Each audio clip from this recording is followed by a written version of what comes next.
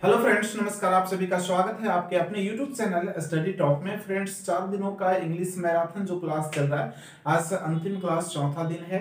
यदि आप पीछे वाले वीडियो जो है नहीं देखे हो तो फिर डिस्क्रिप्शन में लिंक दिया हुआ है पार्ट 1, पार्ट 2, पार्ट 3 का, आप वहां से देख लेंगे। आज जो क्लास चल रहा है वो पार्ट 4 होगा। तो फ्रेंड्स, एक एक करके आज की क्लास को एंजॉय करते हैं भरपूर। अब बने रहिए हमारे साथ वीडियो के अंत, ठीक है। तो फ्रेंड्स, आज का पहला स्ट्रक्चर हम देखते हैं, सब्जेक्ट प्लस हैज या है plus V3 plus object plus before plus subject plus V1 या V5 प्लस ऑब्जेक्ट। ये रहा फ्रेंड्स पहला स्ट्रक्चर आज के लिए। सेकेंड है friends, subject plus head plus V3 plus object plus before plus subject plus V2 plus object. Next है friends, subject plus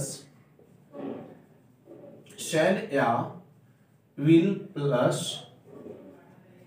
have plus V3 plus object plus before plus subject plus V1 या V5 plus object. तो friends, इस तरह आपका रहा। Next structure है, subject plus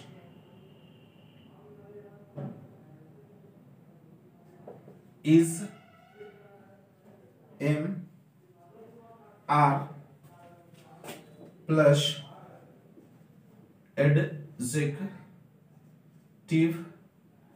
या फिर नाउन। नेक्स्ट है subject plus was were plus adjective या फिर नाउन। तो फ्रेंड्स, यहाँ पे जो पूरे 5 स्ट्रक्चर्स देख रहे हैं, तो पहला स्ट्रक्चर जो फ्रेंड्स ये है प्रेजेंट परफेक्ट टेंस का, ठीक है। ये है पास्ट परफेक्ट टेंस का और ये है फ्यूचर परफेक्ट टेंस का। तो फ्रेंड्स, ये जो देख रहे हैं ना, इस प्रेजेंट, पास्ट और फ्यूचर तीनों के लिए अलग अलग मैंने स्ट्रक्चर आप लोग को दे रहा हूं। और ये फ्रेंड्स जो देख रहे हैं स्ट्रक्चर, आप यहां से लेकर के subject has have V3 object, ये आपको एक स्ट्रक्चर बना एक सेंटेंस के लिए। और एक बिफोर जो है कंजक्शन से जुड़ा हुआ सेंटेंस है, ठीक है। और यहाँ पे आप देख पा रहे हैं सब्जेक्ट V2 ऑब्जेक्ट, ये अलग सेंटेंस है। तो फ्रेंड्स, जो बिफोर के पहले वाला जो स्ट्रक्चर बन रहा है वो प्रेजेंट परफेक्ट टेंस का है, ठीक है। और जो बिफोर के बाद वाला है वो प्रेजेंट इंडेफिनिट का। गौर कीजिएगा, ये प्रेजेंट परफेक्ट का, तो इधर बिफोर के बाद क्या है, प्रेजेंट इंडेफिनिट, यानी कि उसी का इंडेफिनिट का है। तो फ्रेंड्स, इस स्ट्रक्चर का प्रयोग किया जाता है वैसे वाक्य, एक वाक्य जो 2 वाक्यों का संयुक्त हो, जोड़ा हुआ हो, ठीक है। और दोनों वाक्य में जो क्रियाएं हैं एक दूसरे से थोड़ी आगे पीछे होते हैं। तो रिमेंबर, याद रखना है फ्रेंड्स कि जिस क्रिया का जो घटने का क्रम है वो पहले हो, यानी जो क्रिया पहले घटित हो उसको प्रेजेंट परफेक्ट वाला नियम यानी बिफोर के पहले वाला नियम से बनाएंगे, और जो क्रिया बाद में हो समाप्त हो तो उसको बिफोर के बाद वाला नियम से, यानी कि प्रेजेंट परफेक्ट में रहे तो फर्स्ट जो घटित हो उसको प्रेजेंट परफेक्ट से, और जो बाद में घटित हो उसको प्रेजेंट इंडेफिनिट से रखेंगे। जैसे फ्रेंड्स होता है ना कि तुम्हें बोलने से पहले ही मैं लिख चुका हूं, तुम्हें बोलने से पहले ही मैं लिख चुका हूं। देखिए क्या करना है, तुम्हें बोलने से पहले ही मैं लिख चुका हूं। देखिए फ्रेंड्स, क्या है, तुम्हें बोलने से पहले ही मैं लिख चुका हूं, ठीक है। एक का बोलना और एक का लिखना, और दोनों का जो एक्शन है उसको हैपन होना है आगे पीछे, ठीक है। तो पहले कौन सा हो रहा है, तुम्हें बोलना या फिर मुझे लिखना, तो तुम्हें बोलने से पहले मैं लिख चुका हूं, तो मेरा जो है लिखना पहले हुआ, यानी कि ये जो मैं लिख चुका हूं ये किससे बनेगा, प्रेजेंट परफेक्ट से। यानी कि फ्रेंड्स होगा ये I have written before you speak.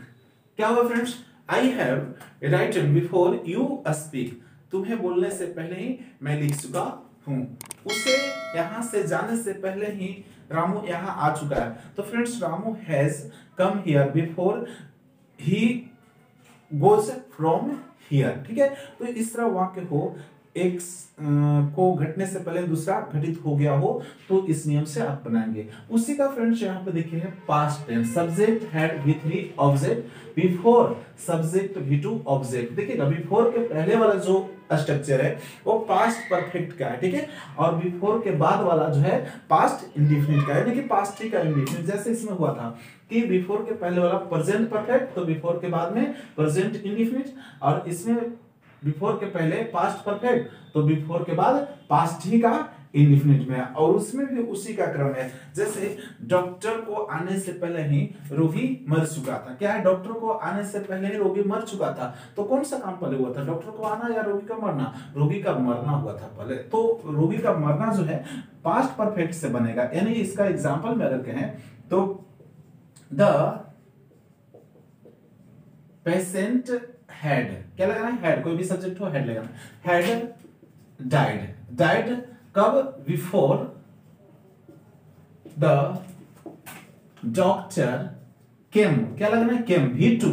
गौर कीजिएगा, the patient had died before the doctor केम, यानी कि डॉक्टर को आने से पहले ही रोगी क्या हो गया था, मर चुका था। देख रहे हैं ना, दो क्रियाएं, एक का डॉक्टर को आना और रोगी का मरना। जिसमें रोगी का मरना पहले हुआ था तो उसको बिफोर के पहले वाला जो नियम है पास्ट परफेक्ट उससे चेंज कर देंगे, और जो पहले बाद में घटित हुआ उसको पास्ट इंडेफिनिट से चेंज करेंगे। ठीक है फ्रेंड्स, अब देखिए उसी का, यानी कि इन दोनों का फ्यूचर है, फ्यूचर परफेक्ट, फ्यूचर परफेक्ट, ऐसे इतना से आप बनाए तो एक सेंटेंस बनता है जो फ्यूचर परफेक्ट का होता है। बट फ्रेंड्स उस स्ट्रक्चर को हमें बताना है जिसमें दो जो मिल करके बने हुए हैं वाक्य, उसको बिफोर कंजक्शन से जुड़ा हुआ है। ठीक है, तो यानी कहें कि तुम्हें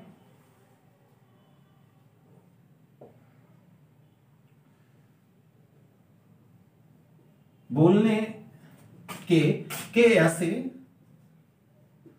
पहले ही मैं लिख चुकूंगा, क्या करूंगा, लिख चुकूंगा, कब, तुम्हें बोलने से पहले। तो फ्रेंड्स इसका साफ साफ है, कौन सा, मुझे लिख चुकना पहले हो रहा है। ठीक है, तो क्या होगा फ्रेंड्स, आई के साथ क्या लगाना है, शैल, आई शैल हैव राइटन, वर्ब का तीसरा रूप का ही प्रयोग करना है, राइट एंड बिफोर, कब, तुम्हें बोलना, तो यू स्पीक, यू स्पीक। गौर कीजिएगा फ्रेंड्स यहाँ पे कि इसमें बिफोर के पहले प्रेजेंट परफेक्ट, बिफोर के बाद प्रेजेंट इंडेफिनिट, इसमें बिफोर के पहले पास्ट परफेक्ट, बिफोर के बाद पास्ट का इंडेफिनिट।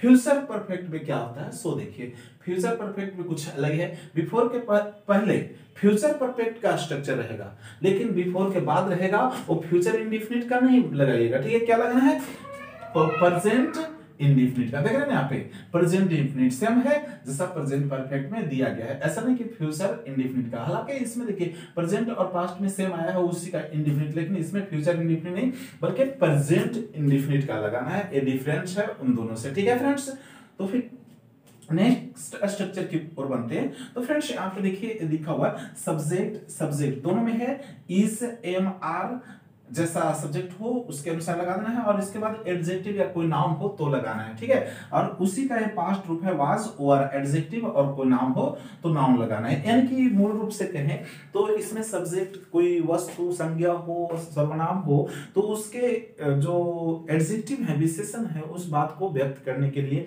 जैसे कहना हो कि ही इज टॉल, वह लंबा है, क्या है, ही इज टॉल, वह लंबा है, ही इज टॉल, वो लंबा है। तो फ्रेंड्स उसकी विशेषता बताई जा रही है, किससे? टॉल से। तो यहाँ पे ही क्या हुआ? सब्जेक्ट हुआ, इज हुआ, यहाँ पे वर्ब, और टॉल क्या हुआ? एडजेक्टिव हुआ, ठीक है, ही इज टॉल। तो इस तरह फ्रेंड्स अब कहेंगे Ramu is a good boy, Ramu is a good boy. तो गौर करेंगे फ्रेंड्स यहाँ पे कि रामू क्या है, तो यहाँ पे नाम है, जो नाउन है, सब्जेक्ट आ गया, इस क्या यहाँ पे, तो वर्ब आ गया, गुड, गुड मीन्स अच्छा, एडजेक्टिव है, और बॉय जो है नाउन है। यहाँ पे दोनों चीजें मौजूद हैं इसमें। तो इस तरह के वाक्य को बनाने के लिए कहना हो कि वह खिलाड़ी है, तो ही इज अ प्लेयर, वह सुंदर है, ही इज हैंडसम, इस तरह के वाक्य को बनाने के लिए। और उसी का फ्रेंड्स पास्ट में बनाना है, तो आपको देखिए यहाँ पे मौजूद है, ठीक है। सिंगुलर के लिए वाज, मतलब कि ही सी इट, आई के लिए वाज, और बाकी के लिए वर का यूज करना है पास्ट का, बस इसी का पास्ट फॉर्म है। जैसे कहना हो कि वह अच्छा था, तो he was good, he was good. अब किसी भी वर्ग, किसी भी तरीके से, मैनर से वो अच्छा है तो अच्छा है ना।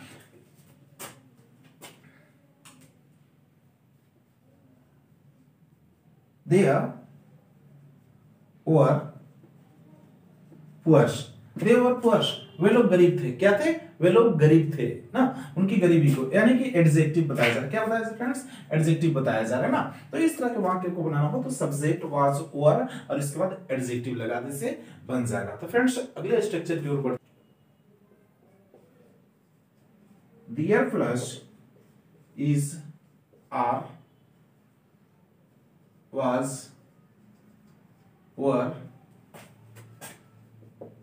will be plus noun। Next है their plus is या was या will be plus nothing but plus nouns, ठीक है। नेक्स्ट है friends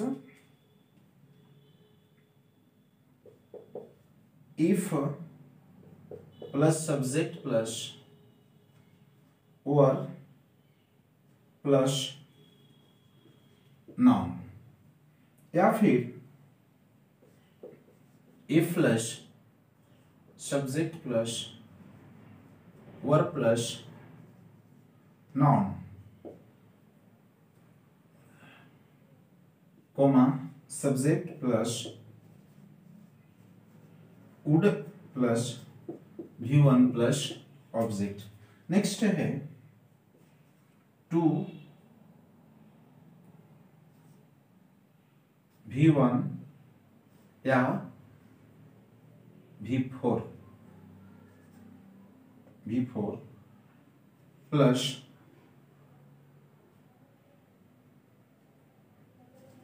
other word plus is, was plus adjective या abstract नाउन। तो फ्रेंड्स इस तरह अब इन स्ट्रक्चर्स को देखिए फ्रेंड्स। पहला जो है dear is, are, was, were, will be। तो फ्रेंड्स ये जो है इज सिंगुलर के लिए, आर एक से अधिक यानी प्लूरल के लिए प्रेजेंट में, वाज सिंगुलर के लिए, एक नाउन के लिए पास्ट में, और एक से अधिक नाउन के लिए और पास्ट में, ठीक है। और एक फ्यूचर के लिए विल भी ही मात्र होगा। तो फ्रेंड्स इस स्ट्रक्चर का प्रयोग किस लिए करेंगे? तो फ्रेंड्स कोई भी संज्ञा बताना हो, ठीक है, संज्ञा बताना हो, सिंगुलर हो या प्लूरल हो या फिर काउंटेबल है अनकाउंटेबल, इससे फर्क नहीं पड़ता, लेकिन किसी संज्ञा को बतलाना हो, उस वाक्य के लिए कोई सब्जेक्ट नहीं हो, ठीक है। तो उस सब्जेक्ट के लिए सब्जेक्ट के स्थान पर आप देयर का प्रयोग करेंगे, जिसका कोई अर्थ नहीं होता है, हिंदी अर्थ नहीं बनता है, लेकिन वाक्य में सब्जेक्ट को रखने के लिए इसको रख दिया जाता है, ठीक है। तो फ्रेंड्स ये देखिए अब यहाँ पे नाउन जो मौजूद है ना, इसको विशेषकर बताना होता है। जैसे कहना फ्रेंड्स एक कलम है, तो क्या करेंगे, एक कलम है तो अ पेन इज, ऐसा नहीं, दैट इज रॉन्ग है, ये गलत हो रहा है। तो फ्रेंड्स क्या बोलते हैं, बोलते ना there is a pen, there is a pen, there is a pen. क्या है प्रेजेंट, प्रेजेंट के लिए बनाए तो इज लगा, और पेन क्या है सिंगुलर है तो इज लगा। अगर प्रेजेंट में पोलर रहता तो आर लगता, पास्ट में सिंगुलर तो वाज, और पोलर तो वर, और फ्यूचर में विल बी केवल। से एक टर्म है देयर इज अ पेन, इसका हिंदी क्या बनता है, एक कलम है। गौर कीजिए फ्रेंड्स, इसका है, ए का एक, पेन का कलम, इसका नथिंग, कुछ नहीं है, करेक्ट। तो फ्रेंड्स इस तरह का, जैसे कहा पानी है, देयर इज वाटर, पानी था, देयर वाज वाटर, पानी होगा, देयर विल बी वाटर। ठीक है, इस क्लास में 10 विद्यार्थी हैं, there are 10 students in this class, 10 खिलाड़ी हैं, there are 10 players, there are 10 players. मेरे पास 10 रुपया है, अलग बात है, क्योंकि यहाँ पे मेरा जो आ जा रहा है ना इस तरह, तो 10 रुपया है, 10 तो है नाउन, लेकिन यहाँ पे मेरा जो है ना आई हैव 10 रुपीज, तो यहाँ पे आई सब्जेक्ट मिल रहा है। लेकिन अगर यही कहना होता कि 10 रुपया है, केवल 10 रुपया है, या फिर पैकेट में 10 रुपया है, पैकेट में 10 रुपया है, तो there are 10 rupees in packet. ठीक है, जंगल में एक शेर था, there was a tiger in the forest, there was a tiger in the forest, जंगल में 10 हाथियां थे, there were 10 elephants in the forest. ठीक है, यहाँ एक मंदिर होगा, there will be a temple here, there will be a temple here, कब होगा, फ्यूचर में, तो विल बी लगाना है। इस तरह का बनाना हो तो इस तरह आप बनाएंगे। हाँ, इसे नेगेटिव बनाने के लिए नोट और नोट को ध्यान देना है कि जैसे कहना हो कि पानी नहीं है तो there is no water, no क्यों लगा फ्रेंड्स, क्योंकि वाटर के पहले काउंटेबल नाउन का संख्या तो नहीं दिया हुआ, क्वांटिटी ऑफ नाउन, इसलिए अगर कहना हो कि एक कलम नहीं है तो there is not a pen लगेगा, नोट लगेगा, क्यों, क्योंकि एक कलम, अ पेन लिखा हुआ है, ए लिखा हुआ है ना, क्वांटिटी ऑफ नाउन, इसलिए नोट लगेगा। लेकिन अगर फ्रेंड्स यही क्वांटिटी ऑफ नाउन नहीं रहे तो नोट नहीं बल्कि नो का यूज करेंगे। ठीक है, चलिए नेक्स्ट फ्रेंड्स पढ़ते हैं, There is, was, will be, nothing but nouns। याद रखेंगे कि इसमें जो है is आया, are नहीं आया, was आया, were नहीं आया, फिर will be, future, यानी present, past और future, है, था, आगे के लिए फ्रेंड्स। और वो किसके लिए, तो ये संज्ञा ही, संज्ञा है या था या फिर गा, गे, गी, यानी कि ये फ्यूचर के लिए हो गया, पास्ट के लिए हो गया और प्रेजेंट के लिए। जैसे कहा फ्रेंड्स की राजस्थान में बालू ही बालू है, बालू ही बालू, क्या है, बालू ही बालू, तालाब में मछलियां ही मछलियां, तो मछलियां ही मछलियां, फिशेज नहीं करेंगे, बालू ही बालू, तो सेंट से सेंट्स नहीं करेंगे, बल्कि इसी तरह के वाक्य को बनाने के लिए आपको ये स्ट्रक्चर सुटेबल है। दियर लगाएंगे, इज प्रेजेंट हो तो, पास्ट हो तो वाज, और फ्यूचर हो तो विल भी लगाएंगे, और नथिंग बट इंपोर्टेंट है, ये जो नथिंग बट देख रहे हैं ना, इंपोर्टेंट है, ये जरूर लाएंगे स्ट्रक्चर में, सेंटेंस में बनाएंगे। ठीक है, तो चलिए एग्जांपल इसके लिए देख लेते हैं फ्रेंड्स, क्या होगा।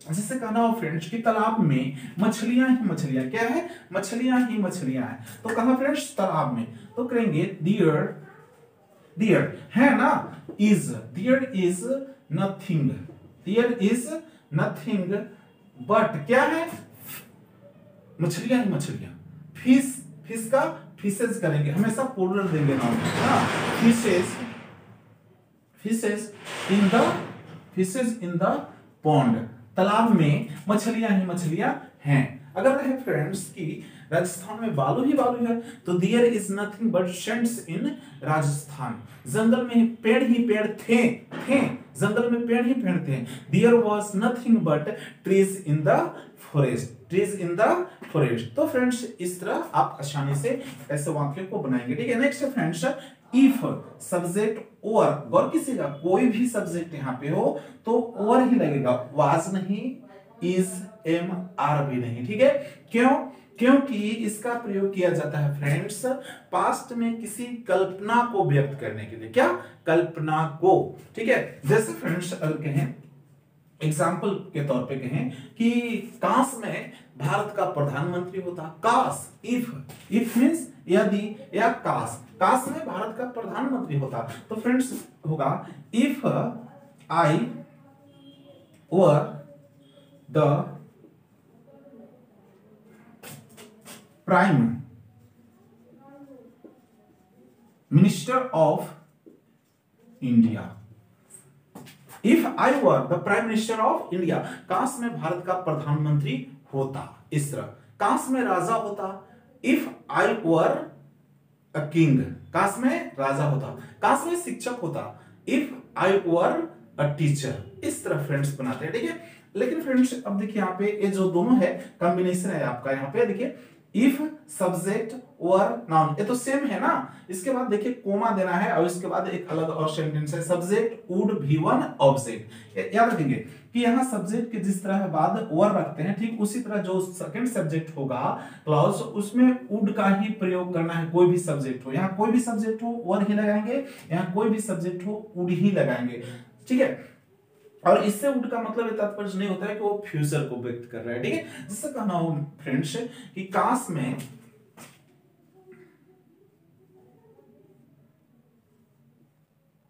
में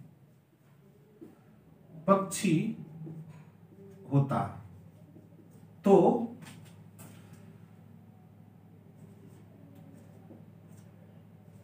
उड़ जाता। गौर कीजिएगा फ्रेंड्स, काश में पक्षी होता तो उड़ जाता, यहां पे क्या लगाना है, एक्सक्लेमेशन मार्क लगाना है। काश में पक्षी होता तो उड़ जाता, ठीक है। क्या होगा friends, if I were a bird, if I were a bird, काश में पक्षी होता, कोमा लगाना है, आई वुड फ्लाई और एक एक्सक्लेमेशन मार्क लगा देना, ठीक है। काश में पक्षी होता तो उड़ जाता, if I were a bird I would fly. काश में भारत का प्रधानमंत्री होता तो गरीबों के बीच कंबल बांटता, if I were the prime minister of India I would distribute blankets among the poor, गरीबों के बीच कलम बांटता, ठीक है। काश में शिक्षक होता तो मैं तुम्हें पढ़ाता, if I were a teacher I would teach you, I would teach you. काश में पक्षी होता तो उड़कर तुम्हारे पास पहुंच जाता, if I were a bird I would fly to you. इस तरह फ्रेंड्स इसका प्रयोग होता है, ठीक है। क्या करना है, तो यहाँ पे देख रहे हैं ना, काश काश इस तरह इमेजिनेशन, पास्ट के इमेजिनेशन को। नेक्स्ट है स्ट्रक्चर फ्रेंड्स टू V1 का मतलब होता है नॉन फिनिट वर्ब, इसको बोलते हैं नॉन फिनिट वर्ब। और ये जो V4 देख रहे हैं ना, इसको ग्रामर की भाषा में बोला जाता है जेरंड। क्या बोला जाता है फ्रेंड्स, जेरंड। यानी कि V1 के पहले अगर टू लगा हो तो ये समझिए उस जो ग्रामर की भाषा में इसके हम नॉन फिनिट वर्ब बोला जाता है, ठीक है। और अगर V4 हो यानी कि वर्ब के साथ ing लगा हो तो इसको जेरंड बोलते हैं। लेकिन फ्रेंड्स इसको कब इनफिनिट बोलते हैं, कब जेरंड बनते हैं, ये बात को समझिए आप कि जेरंड तब बोलते हैं जब वो सब्जेक्ट के स्थान पे या ऑब्जेक्ट के स्थान पे V4 का प्रयोग होता है तो जेरंड कहलाता है, ठीक है, और नॉन-फिनिट कहलाता है, इस तरह। लेकिन अगर मेन वर्ब के जगह पे हो V4 ing, जैसे I am going, he is writing, Ramu is playing, तो प्लेइंग, राइटिंग, ये सब गोइंग क्या है, वर्ब है, मेन वर्ब है, तो ये जेरंड नहीं है। बट लेकिन यही सब्जेक्ट या ऑब्जेक्ट की जगह पे हो तो जेरंड कहलाएगा। कैसे, देखिए एग्जांपल से। जैसे फ्रेंड्स कहना हो कि चोरी करना पाप है, तो चोरी करना का क्या लिख सकते हैं आप, स्टीलिंग। क्या, स्टीलिंग, स्टीलिंग मींस चोरी करना, लेकिन क्या किए, आईएनजी लगा दिए। Stealing is a sin, stealing is a sin, चोरी करना क्या है, sin मींस पाप, sin मींस पाप होता है, याद रखिएगा ना। और स्टील मींस चोरी करना, स्टीलिंग इज अ sin, चोरी करना पाप है। इसको नॉन फिनिट वर्ब से भी बना सकते हैं, टू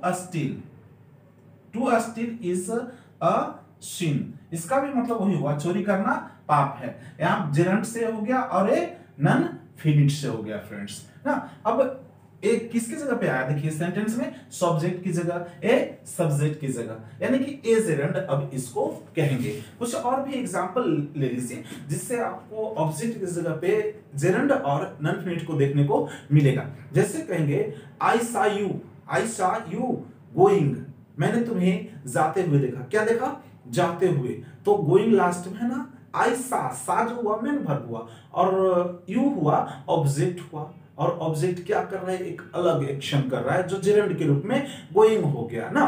तो इस तरह पत्र लिखना एक कला है, writing a letter is an art, पत्र लिखना एक कला है, writing a letter is an art. इसको ऐसे भी बना सकते हैं, to write a letter is an art, ठीक है। नॉन फिनिट से भी, जेरेंट से भी बना सकते हैं। सुबह में टहलना स्वास्थ्य के लिए लाभदायक होता है। To walk in the morning is useful for health, या फिर walking in the morning is useful for health. तो फ्रेंड्स इस तरह आप आसानी से ऐसे वाक्यों को बना सकते हैं। क्या करना है, शुरू में लगाइए टू भी वन नॉन फिनिट वर्ब या फिर जेरेंट लगाइए। इसके बाद अदर वर्ड हो यहाँ पे मौजूद तो ठीक है, यदि नहीं है तो फिर कोई बात नहीं, इज वाज लगा लीजिए, पास्ट प्रेजेंट और फ्यूचर के अनुसार विल बी, और जो एडजेक्टिव है या एब्स्ट्रैक्ट नाउन है तो उसका प्रयोग कीजिए। तो फ्रेंड्स इस तरह आप आसानी से इन स्ट्रक्चरों को हेल्पफुल होगा देख करके आप ऐसे वाक्यों को बना सकते हैं, इंग्लिश में कन्वर्ट कर सकते हैं या फिर उसको अच्छी तरह से समझ सकते हैं। कोई बुक हो, कोई न्यूज़पेपर हो इंग्लिश में लिखा हुआ,